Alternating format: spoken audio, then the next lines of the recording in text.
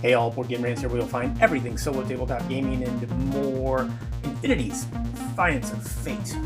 We are going to go over a little bit what the game's about, and I'm going to come back here and I'm going to tell you what I think about it from a solo standpoint, of course.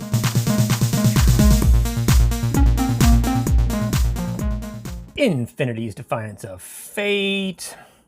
Here we go. Quick little look there at everything. And you've got the AI you're going to be playing against here solo. This will be my character. This is Skirmish Mode, which is, you can play this, essentially it comes with the game, it comes with the story mode. And there's the story guide right here. And it's great, quite thick, but allows you to play a campaign in solo. And then here's just the regular rule book right there. And what I have set up here is Skirmish Mode, which you would go on BGG. It didn't come with the game itself. These Skirmish Modes, solo AIs, you print up on BGG, and that's what I have here. There's two of them, and so this one, you know, Riso, Hero of Dawn, is the AI that I'm playing. I think there's 12 different characters. Well, it's here. There's a whole bunch. I've got a stack here. These are nice. These are nice, thick cardboard insets, so you can put your little cubes in there. Fun little stories on the back. You can even play in a way that you get kind of a starting deck here. But, you know, what do we got? 1, 2, 3, 4, 5, 6, 7, 8, 9, 10. Yep, 12. Looks like 12 different characters that you can play. And in the story mode, if you play solo, there's a little solo scenario for each character. So there's 12. So fantastic amount. And all of them kind of tweak the basic rules, which I'll just sort of kind of outline right here. So again, with a game like this, light 4X type game, you're going to be exploring and adding tiles here. And in that way, you're going to have your guys out here. Let's say you're going to be able to take control of tiles with your control tokens.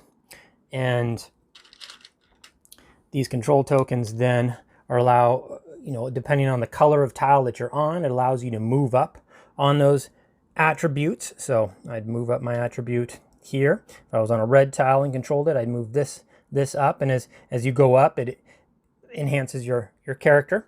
And then your yellow here would go up on red, you know. And the different colors kind of have a theme to them.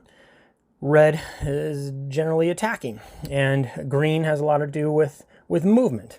Purple has to do with rerolls. And blue has to do with being able to play cards. The other thing you're going to have is you're going to have cards here. So in Skirmish Mode, AI, you know, when you're playing the AI, you are trying to complete these objectives. And then when you finish a card, you get to score it, and then you get to draw another card. The AI, though, has its own, for each, whoever you're playing, it has a different thing. AI scoring up at the top there, it tells you how the AI scores. And you'll keep track of that right here. And you're going to play 5 rounds, actually. It's just 5 rounds, and if you're ahead, you win. This keeps track of turn order based on, out here, you've got tiles that have different numbers on them. A 4 there and a 2 there. So 4 would be more. I would go first in this case, if that's where we ended up at the end of the round. And a round, again, basically you're putting tiles out, you connect them. There's a sort of a line or a reach. You got to have reach to be able to affect each other. You have to be within a distance. And so as you keep adding tiles here and you keep moving around, eventually you can get out of reach. You can see I'm sort of lining up. You know, you got walls, you got open areas, and you kind of there's rules to lining those up. There's ways to break those rules and stuff. But as soon as your enemy is over 3 spaces away from you, it's out of reach. So from where I'm at, 1, 2, 3, this would be out of reach unless you play a card or something that gives you a little more reach. And also 2 walls get in the way and stuff. So there's sort of this, you can only affect each other based on some rules out there. And cards. So each faction, and there's 2 factions. There's the one with this symbol, and then over here there's the one with this symbol. And this deck is all about that symbol. And then over here, this deck is all about this symbol. So we each get our own decks, and basically you'll have cards. You're going to have a hand of cards. you're going to be able to prepare those cards over here, a certain number, and then you're going to be able to play those cards. If I give myself enough room, up here. So over here, they can have effects. Usually they're just sort of in a waiting. This is your timeline. So you can basically play cards from your timeline to here or from your hand to here. And that's where they're really active. But there are cards that have prepared effects, like this one. If this one was just prepared here in my timeline, I would still have this little power that it would give me. But once I play it, then that power would go away. But then once you play cards up here, now they become units, and they have a defense and an HP. It's kind of clever. You keep track of your HP with this die. So as it goes down, you got 2 hit points there. But then if you get hit, then you can bring it down to 1, of course, and then you're dead. But so you got these little tiny dice that keep track of your hit points there. And so the way you're going to execute all these things is with your dice. You're going to have 4 dice, and at the beginning of you got great little player aid here, very succinct. And you're going to have a start phase and a roll phase and an action phase. So each round that goes, you're going to look at where you're at, and you have to lock in. These dice are all the same. So you've got, your 5s and your 6s, and they're 6-sided dice, are always going to be these little boost symbols. And then your 1s are always going to be this purple, and then your 2s are always reds, your 3s are always blues, and your 4s are always greens. And they're all that way. So when you roll, and again, based on the colors, greens tend to move you. These are interesting when you're using them to take an action. They're kind of like a wild. You can use them as a green, blue, or red. Reds help you, attack stuff. They also help you activate your cards. So depending on what you've played, you can use a certain color to activate that action. And over here, you can see the Synthetic Reborn requires blue, or a combination of dice, blue and a boost, to be able to do that action. So you'll be using your dice, and how you set it up is basically you look where you're at, you lock in one of those dice, and then you roll the other 3. And then if you like it, great, you keep it. And that's what you're going to use to take your actions this round. If you don't like it, you can re-roll once, and then you're stuck with the results. And you got to keep in mind that you got a 1 in 3 chance of getting these little boost symbols every single time you roll one of these. And so then, based on what you got here, again, your greens, if you use those, it's going to allow you to move and discover new tiles. And then you've got triggers here. So your triggers are going to be used basically to control. You got to use a trigger to take control of a tile that you don't have control over. You'll also use triggers to react. So if your opponent hurts you, kills any of your units or whatever, or destroys some of your tokens, well, I should say destroys stuff, then you can react to it. You have to use a trigger, but that's what triggers are for, is basically allow you to react to stuff and take control of tiles. And then each player also has their own little benefit.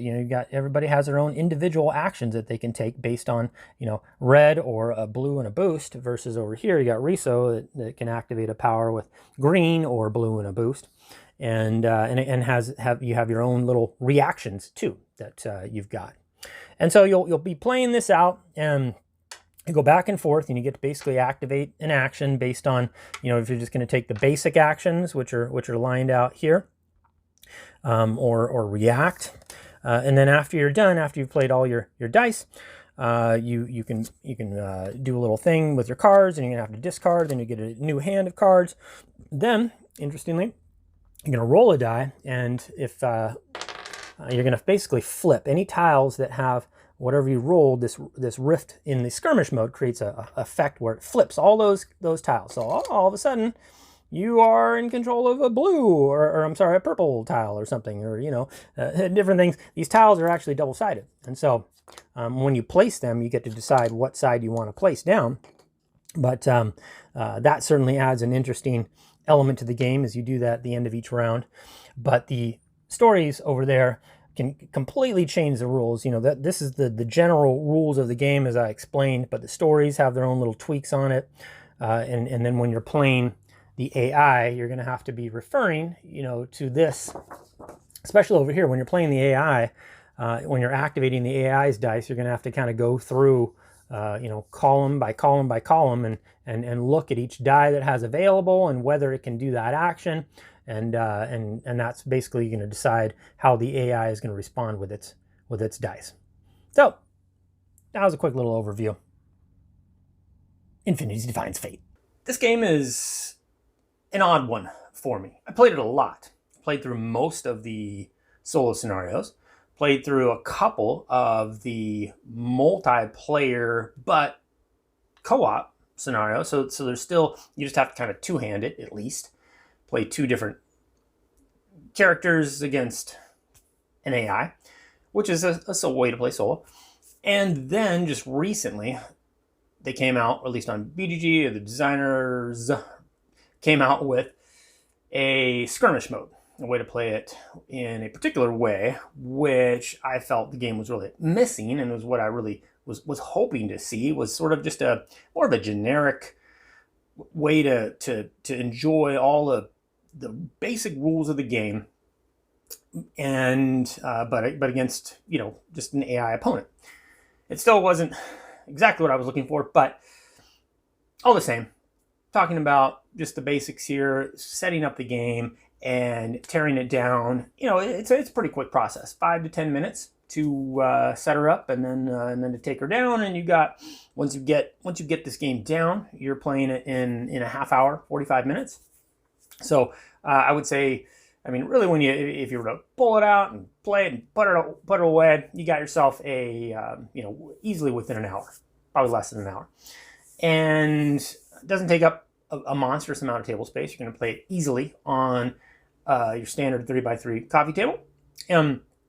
Now the components, I mean, there's something worth mentioning, maybe even a couple times, because for what I paid for this game, the value versus the components, crazy, crazy high, crazy good. The component quality was really, you know, just, I don't know, it was almost like a weird feeling of a mismatch. I mean, no, I shouldn't say that. The level of love that went into this game, you can feel it, and the attention to detail with the component quality, and getting the cool little game trays things that came with it, and the little control markers that felt like almost like a I don't even know, a plexiglass material. It was like this weird plasticky, but it had a texture to it. Very, very cool. You know, I found myself, and it looks, you know, it was designed to lay flat, but the things were so thick and just chunky that I'd put them down sometimes on the board, and they'd end up standing up. You know, they were standing upright because the edges were you know, perfect and flat. And anyway, just over the top feeling of quality for a game that I paid, like, I don't know, with shipping, like $44. So for like 39 bucks, and this entire game, really, and then $5 to get it shipped to my door, albeit 2 years late or whatever. I don't know, it was crazy late. But that aside, I was completely impressed with the quality and the component and the attention to detail and just the presentation of this game. The theme, now that is where I felt like I was struggling to get into it. It has theme, it has story, it has all the stuff that you would really like in a game that's a light 4X type of game, but it felt, I just never could get into it. I tried reading the stories with the solo, you know, when you kind of play, each character has a little story, and then when you're done, based on your results, did you win, did you lose, how did you lose, or whatever, how did you win, you can read the rest of the story based on that. And so, you know, it's a cool concept, but it felt disjointed. It felt, there was no real flow. And so I just kind of lost interest. You know, I just couldn't latch on to a good feeling of theme here, unfortunately. And I know that was a big attempt to do that. And it was obvious, and even in the writing itself, I felt was good, but it failed to, like, capture my attention and keep me. Eventually, I just started playing through the solo scenarios, and I just wasn't even reading anything after the first 3 or 4, really. So the rule book itself, so you had this side thing, you had the scenario book, and it's thick. And like I said, there was a lot of attention poured into this game, and you can tell just from scenario to scenario just the detail that went into adapting the rules to fit just this particular scenario. They felt very different from scenario to scenario, and they really took advantage of the almost kind of a like Robinson Crusoe. That game, there was there's sort of a base set of rules, but then it throws scenario after and scenarios, and you could really create a scenario that just sort of tweaked the rules here and tweaked the rules there, but it revolved around a base set that was very solid. And this game had that feeling too. But it was almost too much. Every scenario was so different that it was just like you kind of had to remember, from game to game, a game you just played, you just finished playing and now you're playing a different scenario. Now it's just, you got to remember, that the reach rules don't matter, or that they can go through walls. It was just hard to kind of keep track of it all. If you played the same scenario over and over and over again, you'd have a much better time of feeling more that consistency. But it just wasn't. It was certainly, there was no sense of consistency there when I was trying to play from scenario to scenario to scenario, which just to try them all out. But it was a challenge to do that. And had I maybe stuck with, and there was a couple scenarios that were really good that I played more than 2 times.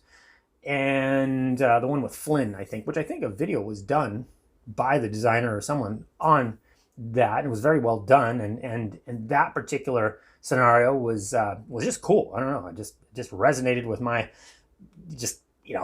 I was like, wow, it felt like almost a perfect way to combine all the rules into a cool little unique system. I really liked it. But getting back to the rulebook. So the rulebook itself was also, everything's there. The game has a kind of a darn near crystal clear presentation to it where the rules are concerned. They're just very, it's like I said, it's sort of a system that can then be manipulated. And but I found the order of the rulebook a little odd. It was, and when you're going back into it and you're trying to find a certain thing for a certain subject, clarify something, I just felt like, oh, that's a weird spot for, it was an odd layout, I guess. It was fine, it was functional. I didn't really have a big problem learning the rules, but the rule book was I don't know, I felt it was a little odd in where things were laid out and in the order in which things were laid out. But it's tough with the rule book too to try and zero in on a great way to present a rule book when you've got a skirmish mode but then you've got you have the 3 different modes, basically a multiplayer mode and a solo mode, and they all play differently. And so anyway, but the rule book, it did its job, and I thought it was pretty clear all in all. There was a couple things, but it was pretty good. The mechanics, that's of the game, I felt were very succinct. Were very I thought it was just very well done. I thought the rules was just clever in how it incorporated this sense of 4X, but it really laid out just very clear, concise, laws that really worked, and that I found to be admirable, really, and how those rules were implemented into the individual scenarios. I felt like almost too much was trying to be achieved. And again, goes back to really my main thing I was really missing with this game was just a quick way to play a good solo generic variant. And Hoplomachus from Chip Theory Games, it had the same sort of, if you've ever played that. Anyway, there's there's Hoplomachus, and there was a bunch of different expansions, but full sets of games. There was 3 different base games of Hoplomachus, but anyway, all of them had ways of playing solo, and they all had their different variants, and they all had their different, and it was all cool, and I loved experiencing all that stuff. But there was with the base game, just a basic way, a generic way to just bust it out and play a satisfying solo game against a kind of just a generic AI. And it always boiled down to where that was like my favorite. You know, it was so quick, it's so easy to learn. You didn't have to look up every time it was the AI's turn. You don't have to look and be like, okay, what does it do this? Does it do that? Does that based on this and based on these cards? And that was the biggest issue with me, was every single solo scenario in this game. There was rule set after rule set after rule set to try and learn, and it just got in the way of the continuity of playing the game, because you just had to, you know, especially too with the skirmish mode solo, it just, I mean, every die could do like 3 different things, and then it was even combos of dice, and then it just depended on what cards the AI had drawn. You had to see, you know, is that even available? You go through this checklist after checklist every single time that the AI takes a turn. It's just, it was, yeah, it got to be, it just bogged the game down. And then that's what kind of detached the theme for me, as well as just kind of created almost just this, the game, the box and stuff inside it, while super tidy looking and neat, had almost like this sterile feel to it. Kind of hard to describe, but for all the theme that I know that there was an attempt to put in, and maybe some people are going to feel it, but I just never got there. So, bottom line, I guess, you know, from a solo standpoint, I felt like this was a fantastic production well, it was production. I admire just the level of love that went into the solo experience and what was trying to be accomplished. I would, I guess, argue I don't think it was exactly accomplished the way maybe the intention was there, but did they accomplish it? I don't know. Not for me anyway. I liked the game. I found the game fun. I found, you know, just particular scenarios out of the many. I found, you know, a couple that I really liked, and the rest were sort of, you know, that was interesting. I don't feel like I ever need to play that one again. And it was, again, lacking that base solo experience that really sort of was quick playing and all-encompassing, that I've seen other games pull off, but this one just never felt like it pulled it off. So, you know, from a difficulty standpoint as well, I feel I lost most of the time, which is fine and which I prefer. But again, it's replayability and the fun factor wasn't there at the level that I was hoping this game would reach. Maybe they'll continue to put out solo variants that are more streamlined and easier for you to implement, and not have to stop and read up on what the AI is going to do every single turn. If it comes to that, if they come up with a solution to that, then you know, it'll really pique my interest. So that's it. That's Infinities Defiance of Fate. Thank you so much for watching. Let me know if you have any questions or concerns or whatever down below. Until next time on Board Game Rants. Board Game Rants. And I'm out.